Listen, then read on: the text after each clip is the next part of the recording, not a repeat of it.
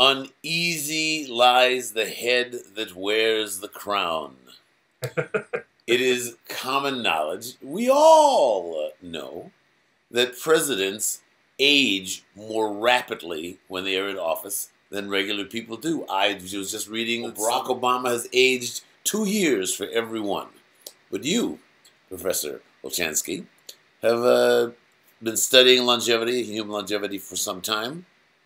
So tell me, have I been reading the right stuff on the internet? It's not true. Look, What? the funny thing is, because that's actually what prompted me to study this to begin with, was I was watching TV when Barack Obama came into Chicago for his 50th birthday, and there were some people on TV saying, you know, he looks a whole lot older, and my understanding is that you age at twice the normal rate while you're in office.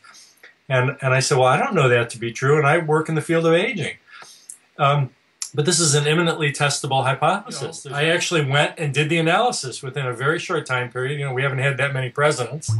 And I looked at all of the data.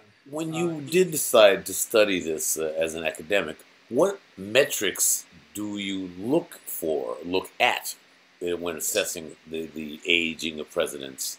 Under the assumption that they're aging at twice the rate while they're in office, I assume that for every 1 year in office, they're living 2 years of biological time.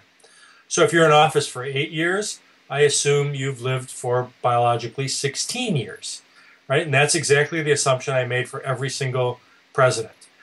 And so then it becomes a simple analysis. I go back and I look at how long they actually lived and how long they were predicted to have lived prior to entering office, and I compared the two.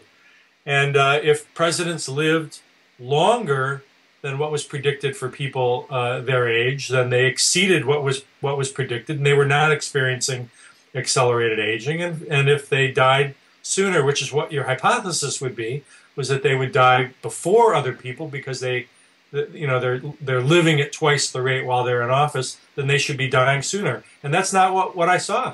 Let me be clear. It's possible that presidents go through accelerated graying and accelerated skin aging while they're in office due to stress. That's a distinct possibility. But the outward, just because you're going through accelerated graying and accelerated wrinkling of the skin on the outside, it doesn't mean that inside they're aging more rapidly. And I would guess, by the way, that stress to presidents is a form of energy. So the presidents have done exceedingly well.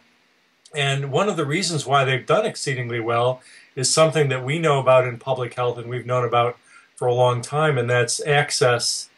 Maybe access is the only word you need to hear. It's access to money, access to wealth, access to health care, access to education. It's basic inequities that exist in the population, and when you supply those benefits to any subgroup of the population, they're going to do much better. And that's the case with presidents. Presidents have done much better. It's not true that they age at double the rate. It's not true that they die sooner. On average, they live significantly longer than the rest of us. Thank you very much, Professor S.J. Olshansky, and I hope you have a great aging process. Wonderful. And we live as healthy and as long as possible in that order.